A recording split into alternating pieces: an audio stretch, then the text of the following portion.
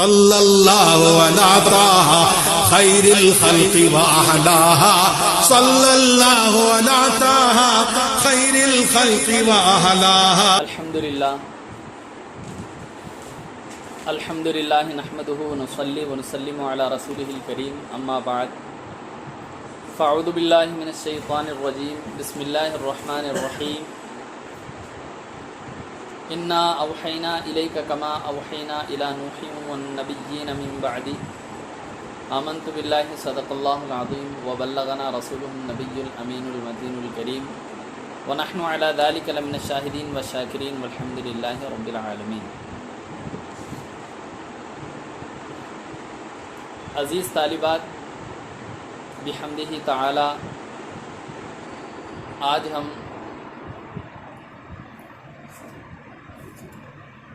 اس کتاب کو شروع کرنے جا رہے ہیں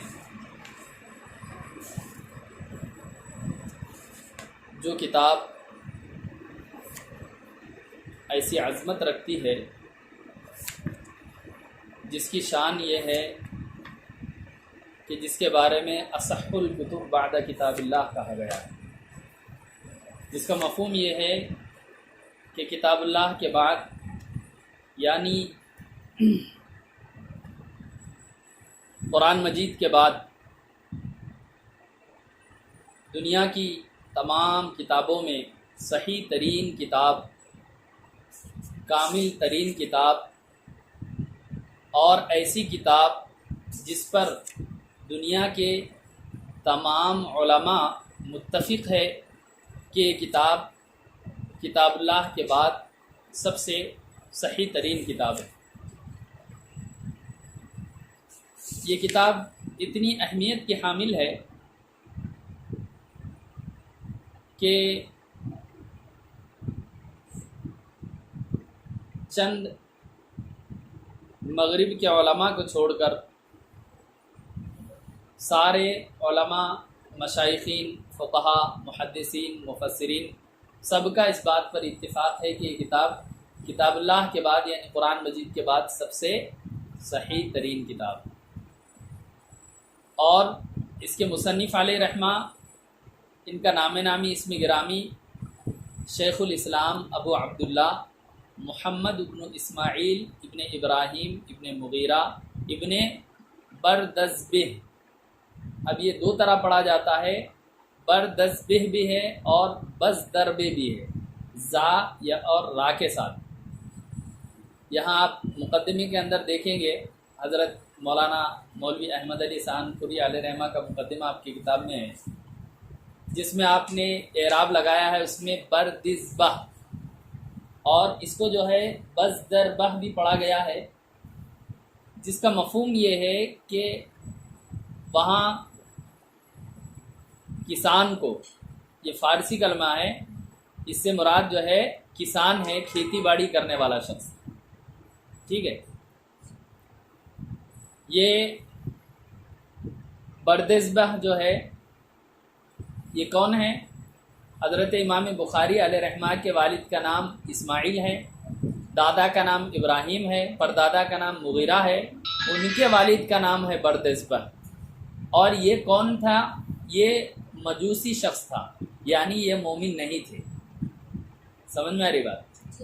اور ان کے بیٹے یعنی حضرت سیدنا امام بخاری علیہ رحمہ کے پردادا حضرت مغیرہ نے یمان جعفی کے ہاتھ پر اسلام کو قبول کیا تھا، اس لیے امام بخاری کو بخاری اور جعفی بھی کہا جاتا ہے نا۔ تو اس دور میں رواج یہ تھا کہ جو شخص جس کے ہاتھ پر ایمان لاتا اس کو اسی کی طرف منسوب کیا جاتا تھا۔ تو انہوں نے، مغیرہ نے، امام بخاری کے پردادا نے جوفی کے ہاتھ پر، یمان جوفی کے ہاتھ پر اسلام قبول کیا تھا، اس لیے ان کی نسبت جو ہے امام بخاری کی نسبت بھی انہی کی طرف، ان کے سارے خاندان کی نسبت انہی کی طرف کی جاتی ہے اور جعفی کہا جاتا ہے، ٹھیک ہے۔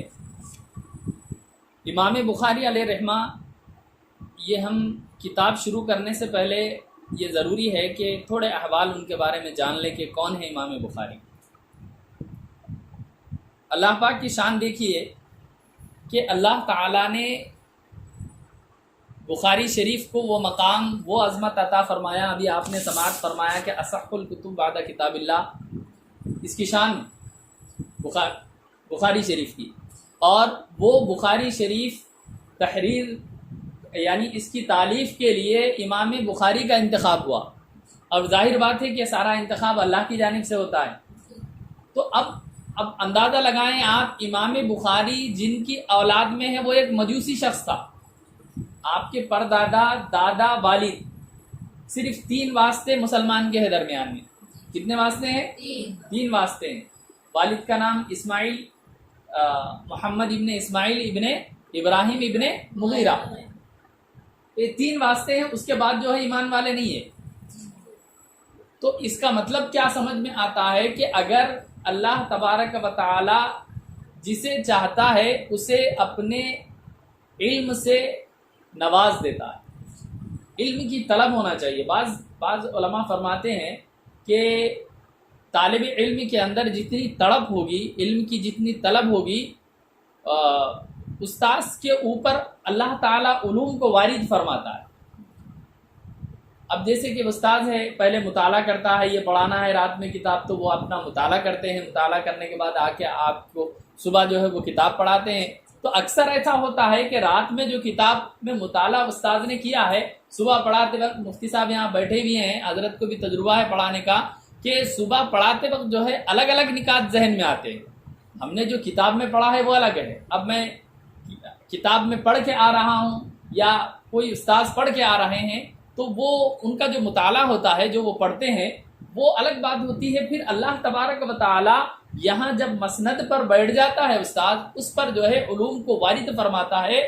تم طالبات یا طلباء کے علوم کی شوق کی بنیاد پر تمہارے دل میں علوم کو حاصل کرنے کا کتنا جذبہ ہے، تمہارے دل میں کتنی تڑپ ہے، وہ طرف سے، جیسے کہ آپ نے کوئی سوال کر دیا، کوئی ایسی بات کر دیا، آپ کو سمجھاتے سمجھاتے جو ہے کوئی ایسی باتیں ان کے ذہن میں آ جاتی ہے جس کا انہوں نے پہلے اس کا مطالعہ کیا ہوا نہیں ہوتا ہے، تو اللہ تعالیٰ علوم کو وارد فرماتا ہے۔ امام بخاری کے شوق علم کے بارے میں آپ اندازہ لگائے، بچپن ہی سے حضرت امام بخاری کو شوق تھا، اتنا زیادہ شوق تھا علوم کے حاصل کرنے کا کہ بیان کیا جاتا ہے کہ حضرت امام بخاری رضی اللہ تعالیٰ عنہ کے بارے میں کہ آپ نے کئی دنوں تک صرف گھاس وغیرہ کھا کر جو ہے گزر بسر کی تھی، گھاس وغیرہ، پتے وغیرہ کھا کر گزر بسر کی تھی۔ ایک مرتبہ بہت زیادہ بیمار ہو گئے تو آپ کا قارورہ یعنی پیشاب جو ہے وہ ٹیسٹ کے لیے دیا گیا اس زمانے میں، تو وہاں جو اطباء تھے انہوں نے اس کو ٹیسٹ کیا، ٹیسٹ کرنے کے بعد وہ کہتے ہیں کہ یہ اس شخص کا پیشاب ہے جس نے 40 سال تک سالن نہیں کھایا۔ اللہ اکبر، یہ امام بخاری تھے۔ ان کے والد محترمہ اتنی بڑی عبادت گزار، تہجد گزار، اتنی بڑی متقیہ اللہ کی ولیہ تھی، یہ بچپن میں نابینا ہو گئے تھے، آنکھوں کی بینائی ان کی چلی گئی تھی امام بخاری علیہ رحمہ کی۔ جب آپ کی بینائی چلی گئی، آپ کے والد محترمہ بہت زیادہ رویا کرتی تھی۔ والد محترم بھی آپ کے بہت بڑے حدیث کے امام ہیں، حضرت سیدنا اسماعیل بخاری علیہ رحمہ۔ آپ کے والد محترمہ، ان کا وصال مبارک ہو گیا بچپن میں امام بخاری کے، تو ان کے والدہ ہمیشہ رویا کرتی تھی اپنے بچے کے لیے، اور آپ نابینا ہوتے ہوئے بھی علوم کے حصول کے لیے یعنی تعلیم حاصل کرنے کے لیے جایا کرتے تھے۔ ایک مرتبہ خواب میں دیکھا امام بخاری کی والدہ نے کہ حضرت ابراہیم علیہ السلام خواب میں تشریف لائے۔ حضرت ابراہیم علیہ السلام تشریف لائے اور آپ نے ان کو بشارت دی کہ تمہیں مبارک ہو کہ اللہ تبارک و تعالیٰ نے تمہاری دعاؤں کی وجہ سے، تمہاری دعاؤں کی برکت سے تمہارے بیٹے کی بینائی کو واپس فرما دیا۔ صبح دیکھا تو امام بخاری علیہ رحمہ کی آنکھیں روشن تھی۔ علم حاصل کرنے کے لیے گئے مدرسے میں۔ اب وہاں ہمارا جیسا آج کل کا مدرسہ اس طرح نہیں ہوا کرتا تھا، علوم کی مجلسیں لگا کرتی تھی، جو استاذ کی کسی مسجد میں، ان کے گھر پر، کسی خانقاہ میں، اور جہاں بھی علوم کی مجلسیں ہوتی اساتذہ شاگرد ان کے پاس جایا کرتے۔ امام بخاری کے بارے میں آیا کہ آپ نے 1000 سے زائد علماء کے پاس علم حاصل کیا۔ کتنے؟ 1000 سے زائد۔ اور آگے انشاءاللہ میں بتاؤں گا آپ کو ان کے علم کی شوق اور ان کے ذہانت کا اندازہ لگاؤ کہ ان کا ذہن جو ہے کتنا تیز تھا، حافظہ ان کا کتنا مضبوط تھا۔ ایک مرتبہ پڑھتے ہوئے بیٹھے تھے، آپ کچھ لکھا نہیں کرتے تھے، آپ کے ساتھی جو تھے وہ سب لکھ لیا کرتے تھے، جو بھی حدیث بیان کرتے استاد سند کو بیان کرتے اور اس کو لکھ لیا کرتے تھے۔ امام بخاری نے لکھا نہیں، 15 دن گزر گئے۔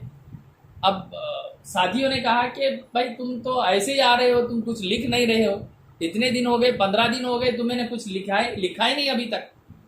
امام بخاری نے کہا کہ تم نے کتنا لکھا ہے ابھی تک؟ انہوں نے کہا کہ ہم روزانہ 1000 حدیثیں لکھتے تھے، اب تک 15000 ہم نے حدیثیں لکھی۔ تو امام بخاری نے وہ 15000 حدیثیں زبانی سنا دی، بچپن کا واقعہ ہے۔ 15000 حدیثیں آپ نے زبانی سنا دی۔ آپ کے بارے میں کہا جاتا ہے کہ 6 لاکھ حدیثیں آپ کو زبانی یاد تھی۔ کتنی حدیثیں؟ 6 لاکھ۔ ان میں سے آپ نے 3 لاکھ احادیث کا انتخاب کیا، ان میں سے 1 لاکھ احادیث کا انتخاب کیا۔ 1 لاکھ حدیثوں کے بارے میں علماء فرماتے ہیں کہ آپ کو 1 لاکھ احادیث متنن سندن جرحن و تعدیلن یاد تھی۔ مطلب یہ ہے کہ حدیث کا متن بھی یاد تھا، اس کی سند بھی یاد تھی، اور اس سند میں جو رجال تھے امام بخاری سے لے کر ان کے استاد اس طرح سرکار علیہ السلام تک، یہ تمام سند کے جتنے بھی رجال ہیں ان سب کے بارے میں جرح کیا کی گئی تھی، وہ ثقات تھے کہ نہیں تھے، یہ ساری باتیں بھی 1 لاکھ سے زائد رجال کی آپ کو زبانی یاد تھی۔ اللہ اکبر، اندازہ لگا، ایسی شان کے مالک امام بخاری علیہ رحمہ تھے۔ اس لیے ان کے بارے میں کہا گیا ہے کہ امام مسلم تو آپ کے بارے میں فرماتے ہیں کہ میں نے دنیا میں ان کے مثل شخص کو دیکھا ہی نہیں، میں نے دنیا میں ان جیسا علم والا شخص میں نے دیکھا ہی نہیں ہے۔ وہ امام بخاری کی شان تھی۔ اور جب بخاری شریف آپ نے تحریر فرمائی، آپ اندازہ لگائیں کہ ان میں سے بخاری شریف میں کتنی حدیثیں کو جمع کیا آپ نے۔ ایک روایت کے مطابق جو ہے 9800 ہے، 9882 ایک روایت کے مطابق ہے 7275، اور ان میں بعض حدیثیں جو ہے مکرر ہیں، یعنی بار بار آئی ہیں۔ تو ان مکررات کو حذف کرنے کے بعد 4000 حدیثیں بچ جاتی ہیں۔ کتنی حدیثیں بچ جاتی ہیں؟ 4000 حدیثیں جو اس میں بچ گئی ہیں، ان کے بارے میں امام بخاری علیہ رحمہ نے، اب مان لیجئے کہ 8000 حدیثیں اس میں ہیں، تو آپ کا طریقہ کار کیا تھا؟ 16 سال میں اس کتاب کو آپ نے لکھا، اور کہا جاتا ہے کہ 2 سے 3 بار مبیضہ تیار کرنے کے بعد، مسودہ تیار کرنے کے بعد، مسودہ تیار کرنے کا مطلب ہوتا ہے رف لکھ لینا، پھر اس کے بعد مبیضہ یعنی اس کو جو ہے فیر کیا جاتا ہے، جسے آج کے زبان میں ہم رف فیر وغیرہ بولتے ہیں، ایسے لکھ لیتے، پھر اس کے بعد جو ہے مبیضہ اس کا تیار کیا جاتا ہے، یعنی بالکل جو ہے ترتیب وار ہر چیز کو لکھا جاتا تھا۔ تو 3 مرتبہ آپ نے اس لیے الگ الگ نسخوں میں بعض چیزیں ادھر ادھر بھی ہیں۔ تو امام بخاری علیہ رحمہ نے کتنے سال میں تحریر فرمایا بخاری شریف کو؟ 16 سال میں تحریر فرمایا ہے، سبحان اللہ۔ اور آپ کا طریقہ کار کیا تھا؟ 8000 حدیثیں اب مان لیجئے، 7000 مان لیجئے، 7275 حدیثوں کا جو ایک عدد ہے، اس عدد کو لیتے ہوئے چلیے، امام بخاری جب بھی کوئی حدیث پاک لکھنا ہوتا تو سب سے پہلے غسل فرماتے، اس کے بعد 2 رکعت نماز ادا کرتے نفل، اس کے بعد استخارہ کرتے، استخارہ کرنے کے بعد یعنی اللہ تعالیٰ سے مدد طلب کرتے۔ استخارہ کا مطلب ہوتا ہے اللہ سے مدد طلب کرنا، خیر اور بھلائی کو طلب کرنا۔ نماز استخارہ یعنی استخارہ ادا کر کے اللہ تعالیٰ کی جانب رجوع کیا کرتے تھے کہ اللہ میری جتنی قدرت تھی، میری جتنی کوشش تھی، میں نے تمام کوششیں کر لی ہے۔ ان کا مقصد کیا تھا امام بخاری کا؟ کہ میں صحیح مجردہ کو اس میں تحریر کروں، بخاری میں ایسی احادیث کو تحریر کرو جو صحیح ہو۔ صحیح سے مراد صحیح غلط آج ہماری زبان میں نہیں، بلکہ ان کے رجال، جو صحیح کی جو تعریف آپ نے پڑھی ہے، راوی تمام جو ہے عادل ہو، ضابط ہو، تام الضبط ہو، شذوذ و علت سے خالی ہو، وہ جو حدیث سے صحیح کی جو تعریف آئی ہے اس کے مطابق۔ اور امام بخاری کی شرائط بہت سخت تھی، تمام جتنے محدثین ہیں ان سب سے، یہاں تک کہ امام مسلم سے بھی۔ اسی لیے بخاری کا مرتبہ مسلم سے بڑا کہا جاتا ہے۔ کیوں؟ کہ آپ کیا کرتے تھے؟ صرف معاصرت، یعنی ایک زمانے میں فلاں محدث نے فلاں سے روایت کیا ہے، تو ان کا زمانہ ایک ہونا، امام مسلم کہتے تھے کہ ان کا اگر ایک زمانے کے ہے، جیسے کہ مفتی صاحب مان لیجئے میں ہوں، اب ہم ایک زمانے کے ہیں اور کافی ہے، اس طرح ان کا ملاقات ہونا، ملنا، سماع ان کے لیے ضروری نہیں۔ کس کے لیے؟ امام مسلم کے نزدیک۔ امام بخاری علیہ رحمہ کی شرط یہ تھی کہ ملازمت الشیخ ضروری ہے، یعنی نہ صرف یہ کہ معاصرت یعنی ایک زمانے میں ہونا، بلکہ ساتھ ہی ساتھ جو ہے ان کا سماع بھی ثابت ہو، وہ اپنے استاد سے انہوں نے حدیث پاک کو حاصل کیا ہو، سنا ہو اور ان کے پاس پڑھا بھی ہو۔ تو امام بخاری علیہ رحمہ کی یہ شرائط تھی۔ تو میں عرض کر رہا تھا کہ ان کی خواہش یہ تھی کہ میں صحیح احادیث کو، ایسی احادیث کو ذکر کروں جو صحیح بھی ہو اور مرفوع بھی ہو، یعنی آقا علیہ السلام سے جو ثابت ہے۔ حدیث کی تعریف میں آپ نے پڑھا ہوگا نا، مرفوع کس حدیث کو کہتے ہیں؟ وہ حدیث کو کہتے ہیں جس کی سند آقا علیہ السلام تک پہنچتی ہو، آقا علیہ السلام کے قول فعل، یہ تو حدیث کی تعریف ہے۔ سرکار کے قول فعل اور تقریر کو مرفوع حدیث کہتے ہیں، صحابی کے قول فعل اور تقریر کو کیا کہتے ہیں؟ موقوف کہتے ہیں، موقوف کہتے ہیں۔ پھر تابعی کے قول فعل اور تقریر کو مقطوع کہتے ہیں۔ اس طرح یہ حدیث آقا علیہ السلام کے جو صحیح مجردہ یعنی مرفوع احادیث تھی وہ لکھنے کی ان کی خواہش تھی امام بخاری علیہ رحمہ کی، استاذوں نے کہہ دیا تھا۔ تو اب یہ حدیث پاک لکھتے تھے، لکھنے کے بعد 16 سال میں نسخہ تیار کیا، اپنے اساتذہ کے پاس پیش کیا۔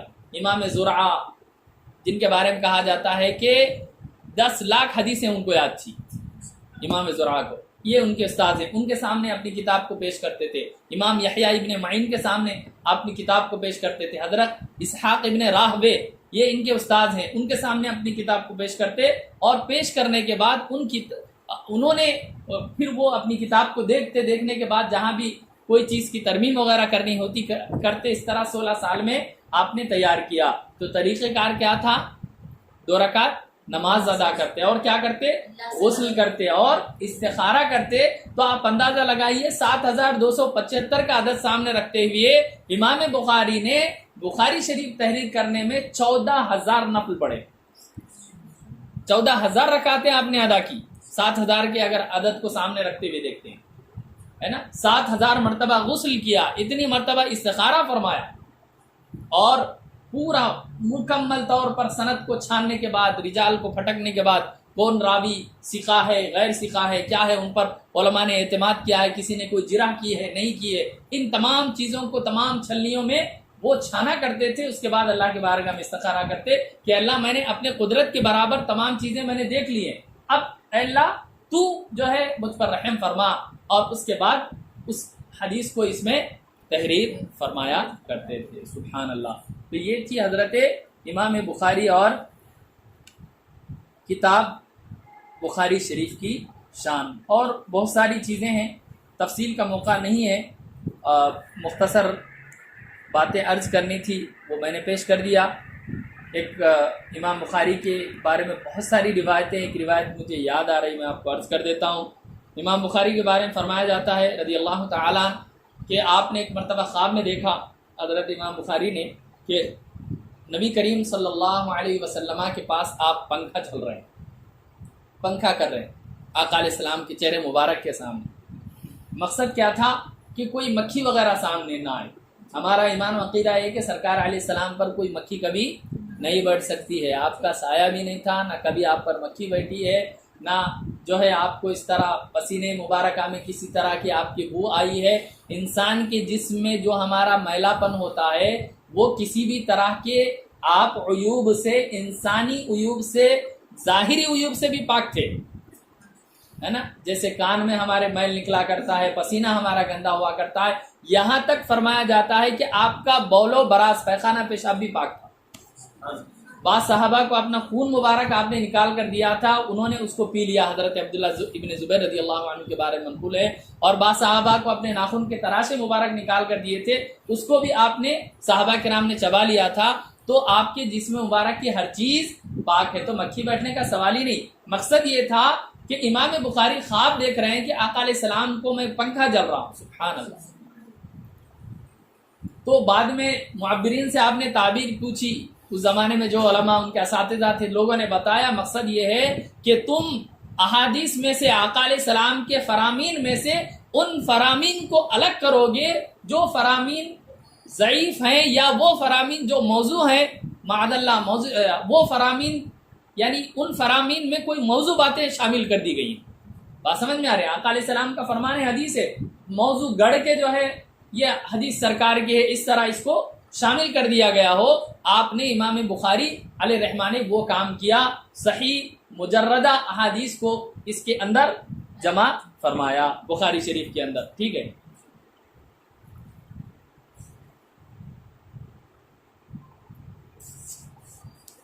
چلیے عبارت پڑھ لیتے ہیں. بسم اللہ الرحمن الرحیم. پڑھیے. بسم اللہ الرحمن الرحیم. اللہم صلی علی محمد وآلہ کما لا نہایت لکمالک وعدد کمالہ. جزا اللہ عنا سیدنا محمدا صلی اللہ تعالی علیہ وسلم ما ہوا اہلو. اللہم رب یسر ولا تعسر وتمم بالخیر وبک نستعین یا فتاح یا فتاح یا فتاح. اللہم رب زدنی علما. اللہم رب زدنی علما. اللہم ارزقنا علما نافعا وفہما کاملا ورزقا حلالا طیبا طاہرا واسعا وشفاء من کل داء برحمتک یا ارحم الراحمین. بسم اللہ الرحمن الرحیم. باب کیف کان بدء الوحی الی رسول اللہ صلی اللہ علیہ وسلم وقول اللہ عز وجل انا اوحینا الیک کما اوحینا الی نوح والنبیین من بعدہ. حدثنا الحمیدی. حدث نہیں پڑھنا ہے، سا پر زبر پڑھو. حدثا فعل ماضی معروف سے واحد مذکر غائب. حدثنا الحمیدی قال حدثنا سفیان قال حدثنا یحیی بن سعید الانصاری قال اخبرنی محمد بن ابراہیم التیمی انہ سمع علقمۃ بن وقاص اللیثی. علقمہ پہ جو اعراب ہوگا وہی اعراب ابن کے نون پر ہوگا. ٹھیک ہے. اور وہی اعراب اللیثیہ پہ ہوگا، کیونکہ لیثی وہی ہے جو علقمہ ہے اور ابن وقاص وہی ہے جو علقمہ ہے. انہ سمع علقمۃ بن وقاص اللیثی یقول سمعت عمر بن الخطاب. عمر بن عمر کا جو اعراب ہوگا وہی ابن کے نون کا اعراب ہوگا، اور خطابی پہ یہ مکسور ہوگا، ہے نا، مضافلے ہونے کی وجہ سے، ابن کا مضافلے ہونے کی. عمر بن الخطاب رضی اللہ عنہ علی المنبر یقول سمعت رسول اللہ صلی اللہ علیہ وسلم یقول انما الاعمال بالنیات وانما لامرئ ما نوى فمن كانت ہجرته الى دنیا يصيبها او الى امرأة ينكحها فہجرته الى ما هاجر الیہ. امام بخاری علیہ رحمہ نے پہلی حدیث پاک کو یہاں پر وحی کے بیان سے شروع فرمایا. بعض محدثین کی کتابیں آپ دیکھیں گے کہیں کتاب الطہارہ سے شروع ہے، کہیں کتاب الایمان سے شروع ہے. جہاں کتاب الطہارہ سے شروع ہے ان کا مقصد یہ ہے کہ بھئی سب سے پہلے طہارت ہے، اس لیے کتاب الطہارہ سے شروع کرتے ہیں. بعضوں نے کتاب الایمان سے شروع کیا ہے، ان کا مقصد یہ ہے کہ جو ہے ایمان سب سے پہلے ہے، پہلے اس سے شروع کرتے ہیں۔ امام بخاری علیہ رحمہ نے سب سے پہلے وحی کے بیان کو ذکر فرمایا۔ ان کا مقصد کیا تھا؟ ان کا مقصد یہ تھا امام بخاری علیہ رحمہ کا کہ وحی الہی وہ چیز ہے جو سب سے پہلے نبی کریم صلی اللہ علیہ وسلم پر نازل ہوئی، اور یہی ایمان ہے، یہیں سے ایمان کی اصل ہے نا۔ ایمان بھی آیا، ہم کو ایمان معلوم ہوا تو کس کے ذریعے معلوم ہوا؟ وحی کے ذریعے معلوم ہوا۔ طہارت ہم کو معلوم ہوئی، کس کے ذریعے معلوم ہوئی؟ وحی کے ذریعے۔ وحی کا نزول ہوتا تھا آقا علیہ السلام پر، اور جو وحی کا نزول ہوتا تھا وہی قرآن ہے، وحی کا نزول ہی قرآن ہے۔ تو سب سے پہلے آپ نے وحی کے بیان کو شروع فرمایا، اور آپ نے بسم اللہ الرحمن الرحیم سے شروع فرمایا، اور آگے بھی اپنے استاد سے پڑھیں گے انشاءاللہ تعالیٰ آگے آپ کہ آپ نے جو ہے الحمدللہ سے شروع نہیں فرمایا۔ تو اس میں کئی باتیں، اس کے کئی جواب فرمائے گئے، جن میں سے ایک جواب یہ ہے کہ امام بخاری علیہ رحمہ نے قرآن پاک کی اتباع کرتے ہوئے، قرآن پاک میں الحمدللہ سے پہلے بسم اللہ، ایک تو قرآن پاک کی اتباع ہو گئی ہے نا، کتاب منزل من اللہ کی اتباع کرتے ہوئے آپ نے جو ہے یہ بسم اللہ الرحمن الرحیم سے اپنی کتاب کو شروع فرمایا۔ اس کے بعد بابن کہتے ہیں، یہاں جو باب ہے وہ آپ نے کتابوں میں پڑھا ہوگا، کتاب ہوتا ہے جیسے کہ کتاب الطہارہ، پھر اس کے بعد ہوتا ہے باب الوضو، پھر اس کے بعد ہوتا ہے فصل ہوتی ہے، اس کے بعد فصل فی الفرائض ہے نا۔ کتاب الطہارہ طہارت کا بیان ہے، یہ بمنزلہ جنس کے ہوتا ہے۔ جنس کا مطلب کیسے ہوتا ہے؟ جیسے اپنی زبان میں آسان زبان میں سمجھاؤں، جیسے کہ اناج کس کو بولتے ہیں آپ؟ دال کو بھی اناج بولتے ہیں، چاول کو بھی اناج بولتے ہیں، گیہوں کو بھی اناج بولتے ہیں۔ اناج بولے تو یہ ساری چیزیں آ گئی۔ تو اناج کیا ہے؟ بمنزلہ جنس کے ہے نا۔ اب وہ جنس میں کیا کیا آتی ہیں؟ جیسے کہ انسان کا آ جائے، انسان کس کو کرتے ہیں؟ مرد کو کہتے ہیں کہ عورت کو؟ کس کو کہتے ہیں؟ انسان کس کو کہتے ہیں؟ دونوں کہتے ہیں، مرد کو بھی کہتے ہیں اور عورت کو بھی کہتے ہیں۔ اب جب مرد کہا جائے تو پھر اس کے بعد عورت الگ ہو جاتی ہے نا۔ تو یہ کتاب جو ہوتا ہے وہ بمنزلہ جنس کے ہوتا ہے، اور اس کے بعد جو ہے نو ہوتی ہے، نو۔ اب جیسے کہ کتاب الطہارہ ہے، طہارت میں کیا کیا بیان ہوتا ہے؟ نماز کا بیان ہوتا، وضو کا بیان ہوتا، غسل کا بیان ہوتا، تیمم کا بیان ہوتا۔ اب اس کے بعد باب الوضو، باب التیمم اور باب الغسل وغیرہ، پھر اس کے بعد اس کے اندر فصل ہوتی ہے۔ تو یہاں پر جو باب ہے، باب سے مراد کتاب ہے نا۔ اب اس کے تحت جو ہے آپ باب لائیں گے، اور اس کے تحت احادیث کو امام بخاری علیہ رحمہ ذکر فرمائیں گے۔ بابن کیف کان بدء الوحی الی رسول اللہ صلی اللہ علیہ وسلم، باب کے نبی کریم صلی اللہ علیہ وسلم کی طرف ویسے وحی کی ابتدا کیسے ہوتی تھی ہے نا۔ کیف کان، وحی کی کیفیت کیا ہوتی تھی، وحی کیسے شروع ہوئی؟ بدء کے معنی جو ہے ابتدا بھی ہے، شروع بھی ہے، اور غلبہ بھی ہے۔ اور آگے حدیث میں جو بدون آیا ہے اس کا معنی وہاں پر ظہور ہے، غلبہ ہے۔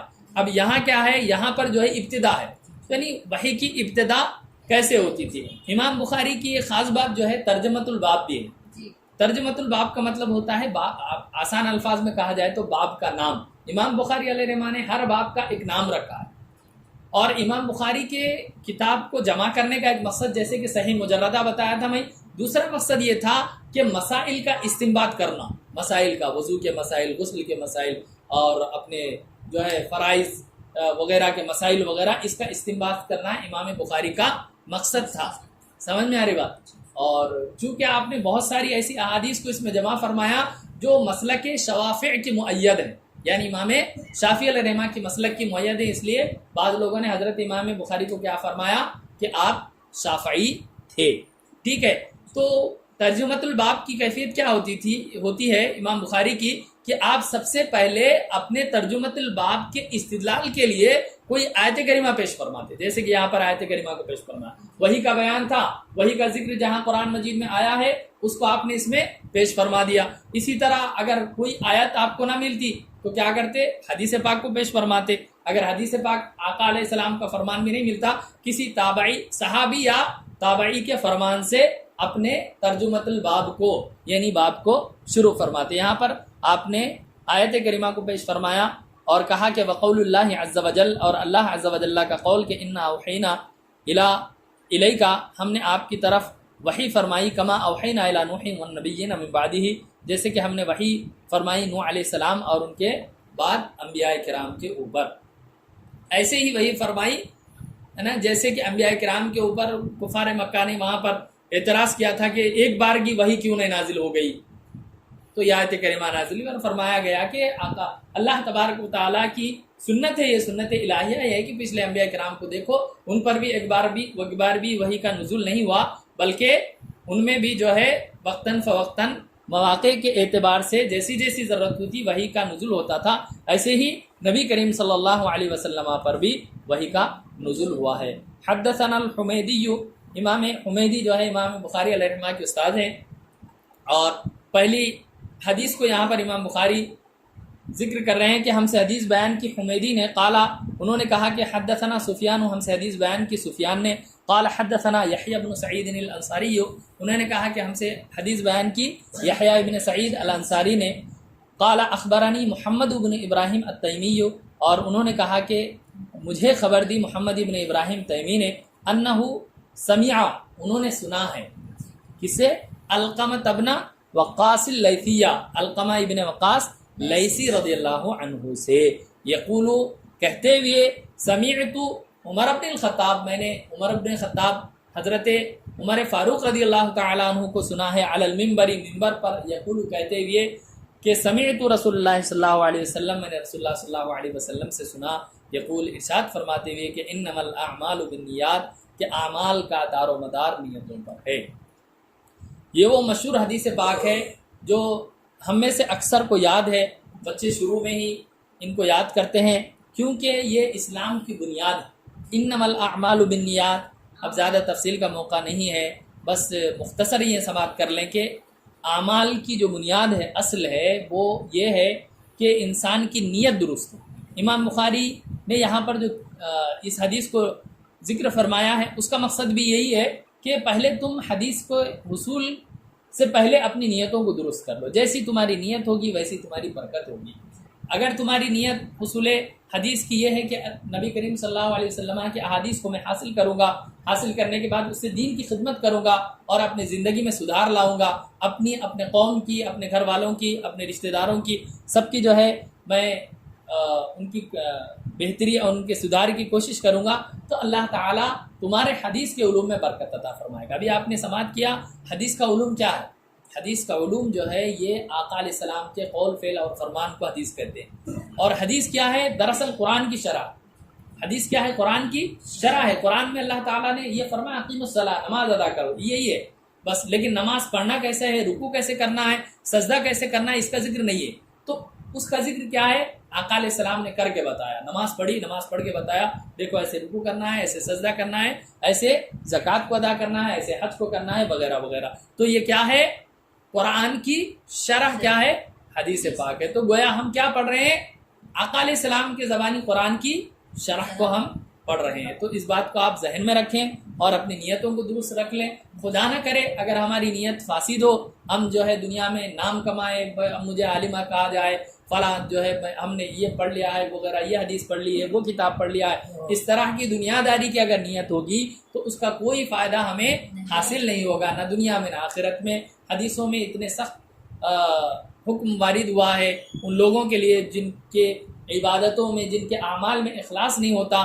عالم بھی اگر ہے تو فرمایا جائے گا کہ وہاں پر دنیا میں تجھے لوگوں نے عالم کہہ لیا، میرے پاس کیا ثواب ہے۔ قاری ہے، اس کو فرمایا جائے کہ دنیا میں لوگوں نے تجھ کو قاری کہہ دیا، اب میرے پاس کیا ثواب لینے آیا ہے۔ یہاں تک حدیث پاک میں آیا ہے کہ کوئی شہید ہوگا، اب شہید وہ تو اپنی جان کو قربان کر دے رہا ہوں، پیسہ وغیرہ وقت وغیرہ کچھ نہیں، جان سے بڑھ کے کیا، اب تو خود تو مر ہی گیا۔ خدا نہ خواستہ اگر کوئی مرنے بھی اس نیت سے گیا، جنگ میں بھی اس نیت سے گیا کہ لوگ مجھے شہید کہیں، غازی کہیں، اور اس کی نیت اللہ کی راہ میں شہید ہونا نہیں تھی، تو وہاں پر جو ہے اس کو اللہ فرمائے گا دنیا میں لوگوں نے تجھ کو شہید کہہ دیا، دنیا میں تجھ کو لوگوں نے غازی کہہ دیا، اب میرے پاس کیا ثواب ہے۔ تو ہماری نیت جو ہے ہمیشہ پہلے درست ہونی چاہیے۔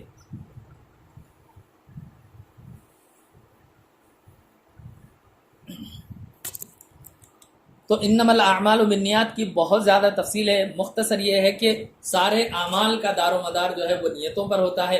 مطلب یہ ہے کہ اعمال کے ثواب کا دار و مدار، انما اعمال الثواب، جو اعمال کا ثواب ہوتا ہے، ثواب الاعمال جو ہوتا ہے، جو ہمارے عمل کا جو ثواب ہے وہ ہماری نیتوں پر منحصر ہے. جیسی ہماری نیتیں ہوں گی ویسے ہی اللہ پاک ہم کو ثواب عطا فرمائے گا. وَإِنَّمَا لِامْرِئٍ مَّا نَوَىٰ، ہے نا. اگر کسی شخص نے، مرعن ہے، سمجھ میں آ رہی بات، اس سے پہلے لام ہے یہاں پر حروف جارہ، اس لیے جو ہے آگے کیا ہے، کسرہ ہے. وَإِنَّمَا لِامْرِئٍ مَّا نَوَىٰ، اگر کسی شخص نے نیت کی، فمن کانت ہجرتہ الی دنیا، تو ہر شخص کے لیے وہی ہے جس کی اس نے نیت کی. وَإِنَّمَا لام جو ہے وہ سبب کا ہے، لِامْرِئٍ ہر شخص کے لیے وہی ہے. کیا وہی ہے؟ ما نوا، جس کی اس نے نیت کی. جیسی ہم نے نیت کی ویسے ہمیں چیزیں ملنے والی. اچھی آپ کی نیت ہے، اچھا آپ کو ثواب ملے گا. اگر نیت میں ہماری کچھ کمی ہے تو اگر جیسی نیت ہوگی بہرحال ویسا ملنے والا ہے. اچھی نیت ہو تو اچھی چیزیں ملنے گی، اگر کچھ کمی ہو تو ثواب میں بھی کمی ہو جائے گی، یا پھر ثواب بالکل ہی نہیں ملے گا. فمن کانت ہجرتہ الی دنیا یصیبھا، اور کسی کی ہجرت اگر دنیا کی طرف ہو، دنیا کی طرف کا مطلب کیا ہوا؟ ہاں، دنیا حاصل کرنے کی طرف ہو. دنیا حاصل کرنا ہے یعنی مال دولت کی طرف ہو. اگر کوئی یہاں سے، جیسے کہ کوئی حج کے لیے جا رہا، وہاں سے نیت کرا معاذ اللہ وہاں سے میں فلاں چیز لے کے آؤں گا، فلاں چیز سونا لاؤں گا، اتنا لاؤں گا، یہ کروں گا، اور مالدار لوگ لاتے بھی ہیں. نیت اس کی صرف خالص سونا لانے کی ہے تو اس کا حج کا کوئی ثواب ملنے والا نہیں ہے. کچھ سونا فری ہوتا ہے، وہ فری کے چکر میں عمرہ کو چلا گیا کہ اتنا سونا میں فری لے کے آ جاتا ہوں وہاں سے، کم قیمت والا، اور تو اس کو جو ہے وہاں دنیا حاصل کرنے اس نے ہجرت کی. اب یہاں ہجرت کی اور تفصیل ہے اب کہ ہجرت کا مطلب کیا ہوتا ہے کہ انسان ایک جگہ سے دوسری جگہ اپنے دین کو بچانے کے لیے ہجرت کرے. کس کے لیے؟ ہاں، جہاں دین، اس کو دین پر عمل کرنا مشکل ہو رہا ہے تو اپنے دین کو بچانے کے لیے ایک مقام سے دوسرے مقام کی طرف ہجرت کرے، اس کو کیا کہتے ہیں؟ ہجرت. اب اگر کوئی دنیا کمانے کے لیے ہجرت کیا تو اس کو کوئی ثواب ملنے والا نہیں ہے نا، کہ اس کو حاصل کرے. او الی امرأۃ، یا کوئی ہجرت کرے اس عورت کے لیے، ہے نا، تو ینکحھا، کہ اس سے نکاح کرے. فہجرۃ الی ما ہاجر الیہ، تو اس کی ہجرت اسی کی طرف ہوگی جس کی طرف اس نے نیت کی ہے یا ہجرت کی ہے. تو اب یہاں پر ان کے بارے میں فرمایا جاتا ہے کہ جب مکہ سے مدینہ منورہ ہجرت کی جا رہی تھی تو ایک صاحب ایسے بھی تھے، ان کا نام نہیں لیا گیا، ام قیس کہا گیا، کہ ام قیس کے لیے ایک عورت تھی مدینہ منورہ میں، ان کے لیے جو ہے انہوں نے ہجرت کیا تھا. تو یہ فرمایا گیا کہ اگر کسی نے دنیا حاصل کرنے ہجرت کی تو اس کو جو ہے دنیا ہی کے اعتبار سے جزا ملنے والی ہے، اس کو کوئی ثواب ملے گا نہیں. اگر کسی نے عورت کے لیے ہجرت کی کہ اس سے نکاح کرے تو اس کو جو ہے کوئی ثواب ملنے والا نہیں ہے. ہاں، تو اس کا مطلب کیا ہوا؟ وَإِنَّمَا لِامْرِئٍ مَّا نَوَىٰ، ہر شخص کے لیے وہی ہے جس کی اس نے نیت کی. کیوں کہ انما الاعمال بالنیات، کا اعمال کا دار و مدار نیتوں پر ہے. ترجمہ بھی سمجھ گئے ہوں گے. اللہ پاک کی بارگاہ میں دعا ہے کہ پروردگار عالم بخاری شریف کو صحیح طور پر سمجھ کے پڑھنے کی آپ کو توفیق عطا فرمائے، آپ کے اساتذہ کے علوم میں برکتیں عطا فرمائے، اور ہم سب کو امام بخاری علیہ رحمہ کی روح کی برکتیں عطا فرمائے. روزانہ آپ باوضو ہو کر ادب و احترام کے ساتھ حدیث پاک پڑھیں، امام بخاری کی فاتحہ کریں، ان کی روح پر فاتحہ کو ایصال کریں، انشاءاللہ تعالی برکتیں حاصل ہوگی. امام بخاری کوئی عام شخصیت نہیں تھی. اللہ تعالی حضرت سیدنا امام بخاری رضی اللہ تعالیٰ عنہ کا صدقہ، تمام محدثین کا صدقہ ہم کو عطا فرمائے. امام مسلم، امام ابو داؤد، امام ترمذی، امام نسائی اور امام ابن ماجہ، جتنے بھی صحیح ستہ کے ائمہ ہیں اور دیگر ائمہ محدثین، امام زرع، امام یحییٰ ابن معین، امام اسحاق ابن راہوے رضی اللہ تعالیٰ عنہم اجمعین، محدثین مفسرین کا اللہ پاک ہم کو صدقہ عطا فرمائے، اور ہمارے جناب غلام غوث رضوی صاحب کو برکتیں عطا فرمائے، اور ان کے خلوص کو، اخلاص کو اللہ قبول فرمائے. اس مدرسے کو اللہ ترقی عطا فرمائے. آپ سب کے دلوں کو اللہ تعالی کھول دے، علوم کے حصول کے لیے آسانیاں پیدا فرمائے، جو رکاوٹیں ہیں ان سب کو دور فرمائے. وصلی اللہ تعالی علی خیر خلقہ و نور عرشہ محمد وعلی آلہ و اصحابہ اجمعین برحمتک یا ارحم الراحمین.